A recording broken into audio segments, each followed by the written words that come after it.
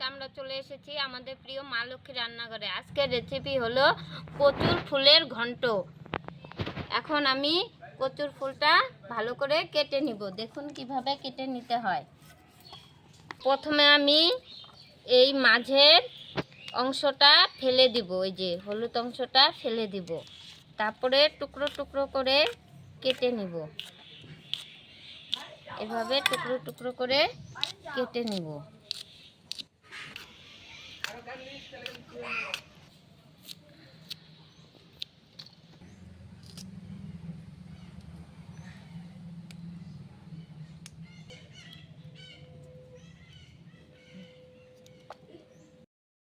বেটে নিব ভেজে রাখা কাঁচা লঙ্কা, ভেজে রাখা জিরে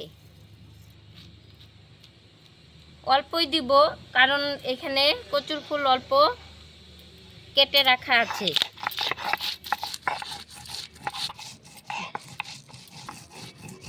কচুর ফুল তুলে নেবেন, সেরকম লঙ্কা দিবেন।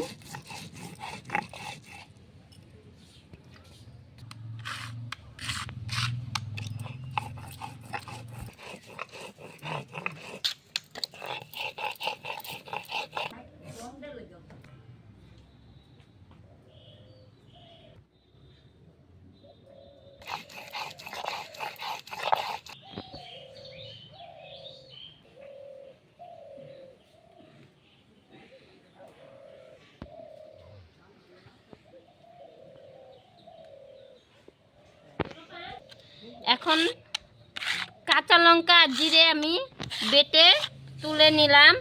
এখন দিব রসুন, নিব আদা রসুন পেঁয়াজ। ভালো করে পেঁয়াজ আদা রসুন বেটে নিব। প্রথমে আমি কড়াই গরম হয়ে এসেছে, প্রথমে আমি দিয়ে দিব তেল। তেলটা বেশি করে দিতে হবে, না হলে খসখস করবে। দিয়ে দিব আমি তেজপাতা, গোটা জিরে, আদা রসুন পেঁয়াজ,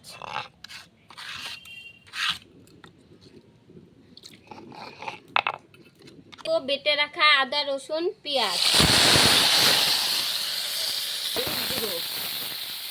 দিয়ে দিব আধা চামচ লবণ। ভালো করে ধুয়ে নিচ্ছি। কেটে ধুয়ে নেওয়া কচুর ফুল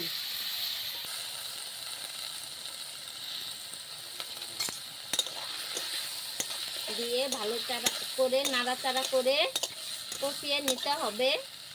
তারপর আমি দিয়ে দিব ভেজে নেওয়া কাঁচা লঙ্কা জিরে বাটা। হয়ে গেছে, হয়ে গেল কচুর ফুলের ঘন্ট। এখন আমি নামিয়ে নেব। বাড়িতে এটা অবশ্যই ট্রাই করবেন।